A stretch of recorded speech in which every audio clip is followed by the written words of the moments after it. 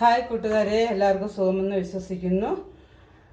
നമുക്കിന്ന് അരിപ്പൊടി വെച്ചൊരു 4 മണി പലഹാരം ഉണ്ടാക്കാമേ. അതിന് വേണ്ടി ഞാനൊരു പാന് വെച്ചിട്ടുണ്ട്. അതിനകത്ത് കുറച്ച് എണ്ണ ഒഴിച്ച് കൊടുത്തിട്ടുണ്ട്. എണ്ണയൊന്ന് ചൂടായിട്ടുണ്ട് നന്നായിട്ട്. എണ്ണ ചൂടായി കഴിയുമ്പോഴത്തേക്ക് നമുക്കിതിനകത്തോട്ട് കുറച്ച് വെള്ളം ഒഴിച്ച് കൊടുക്കാം. എണ്ണയ്ക്കകത്തോട്ടാണ് നമ്മൾ ഒരു 2 കപ്പ് വെള്ളം ഒഴിച്ച് കൊടുക്കുന്നുണ്ട് ഞാൻ.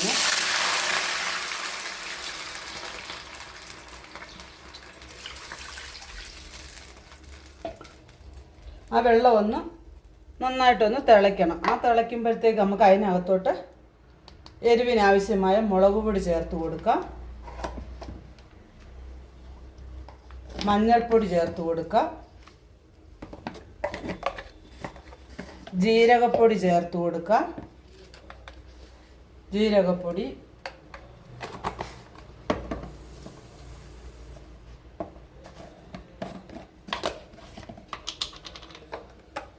പിന്നെ നമുക്ക് ഇച്ചിരി ചില്ലി ഫ്ലേക്സ്. പിന്നെ ആദ്യം ഇട്ട മുളക് പൊടി വന്ന് എരിവില്ലാത്ത മുളക് പൊടിയാണ്, അത് കാശ്മീരി ചില്ലിയാണ്. പിന്നെ നമുക്ക് ആവശ്യത്തിന് ഉപ്പിട്ട് കൊടുക്കാം.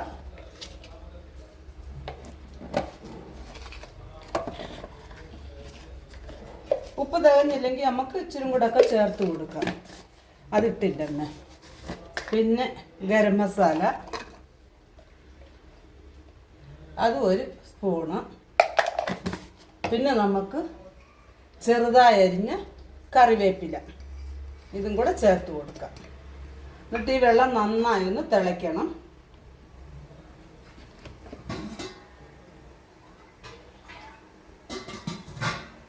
അപ്പം നമ്മൾ എത്ര പൊടി എടുക്കുന്നോ അതിനനുസരിച്ച് വേണം വെള്ളം ഒഴിക്കാൻ. ഇപ്പം ഞാനിതിൽ 2 കപ്പ് അരിപ്പൊടി എടുക്കുന്നുണ്ട്. അപ്പം നമുക്കൊരു 3 കപ്പ് വെള്ളം ഒഴിച്ചു കൊടുക്കാമേ. പിന്നെ വെള്ളം തിളയ്ക്കണം നന്നായിട്ട്. ഇപ്പോൾ ആയിട്ടുണ്ട്, 3 കപ്പ് ആയിട്ടുണ്ട്. ഇപ്പം ഇതിവിടെ നന്നായിട്ട് തിളയ്ക്കുന്നുണ്ട്. നമുക്കിതിനകത്തോട്ട് ശകലം കായപ്പൊടിയും കൂടെ ചേർത്ത് കൊടുക്കാം. ഈ സമയം നമുക്ക് ഉപ്പൊക്കെ ഉണ്ടോ എന്ന് നോക്കി, ഉപ്പില്ലെങ്കിൽ ഉപ്പ് കൂടെ ഇച്ചിരി കൂടെ ചേർക്കാം. പിന്നെ ഇഷ്ടമുള്ളവർക്ക് വേണമെങ്കിൽ ഇഞ്ചി വെളുത്തുള്ളിയുടെ പേസ്റ്റ് ഉണ്ടല്ലോ, അതും കൂടെ ചേർക്കാം. പക്ഷെ ഞാനതിവിടെ ചേർത്തിട്ടില്ല. ഇനി നമ്മൾ ഇതൊന്ന് സിമ്മിൽ വയ്ക്കണം. നന്നായിട്ട് തിളച്ച് കഴിഞ്ഞിട്ട് സിമ്മിൽ വയ്ക്കണം. സിമ്മിൽ വെച്ച് കഴിഞ്ഞിട്ട് നമുക്ക് ഒരു 1/2 ടീസ്പൂണ് സോഡാപ്പൊടിയും കൂടി ഇതിനകത്തോട്ട് തന്നെ അങ്ങ് ചേർത്ത് കൊടുക്കാം. എന്നിട്ട് നമ്മൾ എടുത്ത് വച്ചിരിക്കുന്ന നമ്മുടെ അരിപ്പൊടിയെ അത് നമുക്ക് ഇതിനകത്തോട്ട് ചേർത്ത് കൊടുക്കാം. കട്ടയൊക്കെ കെട്ട് സാരമില്ല, അത് കുഴയ്ക്കുമ്പോൾ അങ്ങ് ശരിയായിക്കോളും.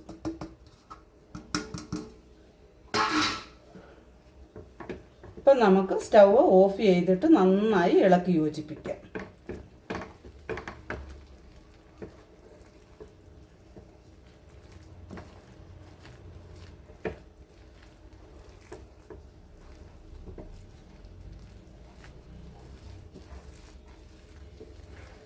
ഒത്തിരി അങ്ങ് ലൂസും ആകരുത്, ഒത്തിരി അങ്ങ് ടൈറ്റും ആകരുത്. ഇപ്പം നമ്മുടെ മാവിന് വെള്ളമെല്ലാം ഇവിടെ കറക്റ്റായിട്ടുണ്ട്.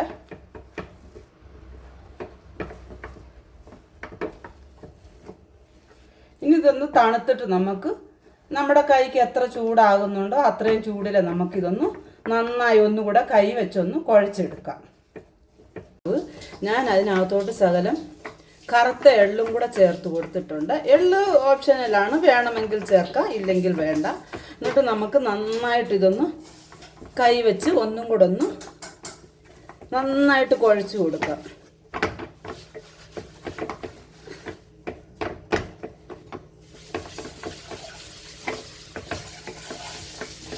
ഇതിനകത്ത് ഇനി എണ്ണ ഒഴിക്കേണ്ട ആവശ്യമൊന്നുമില്ല. കാരണം നമ്മൾ വെള്ളത്തിനകത്ത് എണ്ണ ഒഴിച്ചാണ് നമ്മൾ അരിപ്പൊടി ഇട്ടതുമല്ലാതെ. ഇനി ഇത് നമുക്ക് നമ്മുടെ ഇഷ്ടത്തിന് ഏത് ഷേപ്പിൽ വേണം നമുക്ക് ആ ഷേപ്പിൽ എടുക്കാൻ. ചെറിയ ചെറിയ ഉരുണ്ടകളായിട്ട് വേണം, നമ്മുടെ കടുകടിക്കയുടെ കൂട്ട് ചെറിയ ഉരുണ്ടകളായിട്ട് എടുക്കാം. ഇല്ലെങ്കിൽ നമ്മൾ നമ്മുടെ ചപ്പാത്തിക്കല്ലെ പരത്തിയിട്ട് പിന്നെ നമുക്ക് ഡയമണ്ട് ഷേപ്പിലോ അല്ല സ്ക്വയർ ഷേപ്പിലോ ഏത് ഷേപ്പിൽ വേണമെങ്കിലും നമുക്കത് കട്ട് ചെയ്തെടുക്കാം.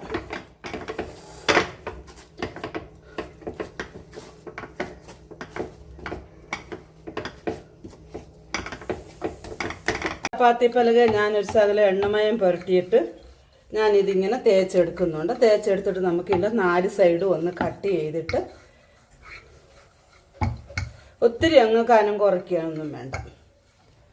ഇതിൻ്റെ 4 സൈഡും ഒന്ന് കട്ട് ചെയ്യാം. കട്ട് ചെയ്ത് ഈ എക്സ്ട്രാസൊക്കെ ഒന്ന് മാറ്റിയെടുക്കാം.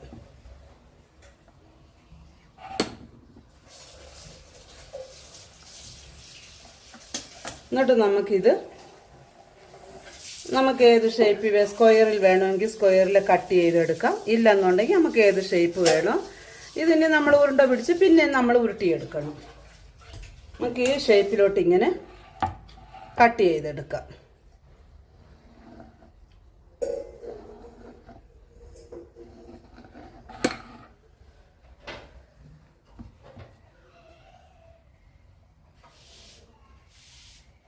എന്നിട്ട് നമുക്കിത് ഓരോന്നായിട്ട് ഇങ്ങനെ കയ്യിലിങ്ങനെ എടുക്കാൻ കിട്ടും. കണ്ടോ? എടുത്തിട്ട് നമുക്കിത് എണ്ണയ്ക്കകത്തോട്ട് വറുത്തെടുക്കാം. നമുക്കെല്ലാം ഇതുപോലെ ചെയ്തെടുക്കാം. ഇതുപോലെ അല്ലെങ്കിൽ നമുക്ക് ഏത് ഷേപ്പ് വേണം. ഞാനിപ്പോൾ ഇങ്ങനെ പല ഡിസൈനിൽ ഞാൻ ഉണ്ടാക്കി എടുത്തിട്ടുണ്ട്. അതുകൊണ്ട് ഇങ്ങനെ റൗണ്ട് ഷേപ്പിൽ, പിന്നെ ഇങ്ങനെ സ്ക്വയർ ഷേപ്പിലും എല്ലാം ഡയമണ്ട് ഷേപ്പിലും എല്ലാം കട്ട് ചെയ്തെടുത്തിട്ടുണ്ട്. ഇത് നമുക്ക് എണ്ണയിലിട്ട് വറുത്ത് കോരാം. എണ്ണ ഇവിടെ ചൂടായിട്ടുണ്ട്. ചൂടായ എണ്ണയിലേക്ക് നമുക്ക് ഇട്ട് കൊടുക്കാം. ഒത്തിരി അങ്ങ് ഹൈ ഫ്ലെയിമിൽ വെക്കരുത്, മീഡിയം ഫ്ലെയിമിലേ വെക്കാവുള്ളൂ. പെട്ടെന്നായി കിട്ടും നമുക്കിത്.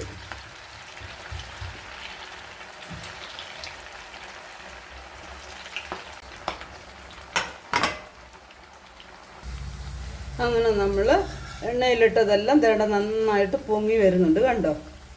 ഇങ്ങനെ പൊങ്ങി വരണം. പൊങ്ങി നമുക്ക് പപ്പടം പോലെ ആകും ഇതങ്ങ്. പിന്നെ നമ്മൾ പരത്തുന്ന കനത്തിൻ്റെ ഒക്കെ അനുസരിച്ചാണ് ഇത്. ഇത് മൂത്ത പിറക് നമുക്ക് എണ്ണയിൽ നിന്നും കോരി മാറ്റാം. ഇച്ചിരി കൂടെ മൂക്കാനുണ്ട്.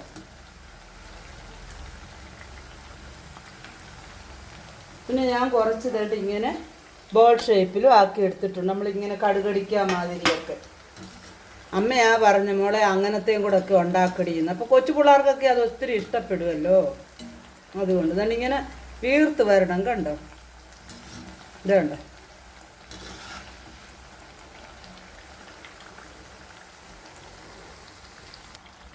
ഇതിവിടെ നന്നായി മൂത്തിട്ടുണ്ട്. നമുക്ക് എണ്ണയിൽ നിന്ന് കോരി മാറ്റാം.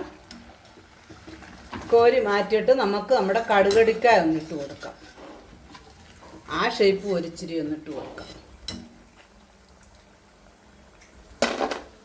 എണ്ണയിലിടുമ്പം കേട്ടോ സൗണ്ട് കടകടകടാന്ന്. അങ്ങനെ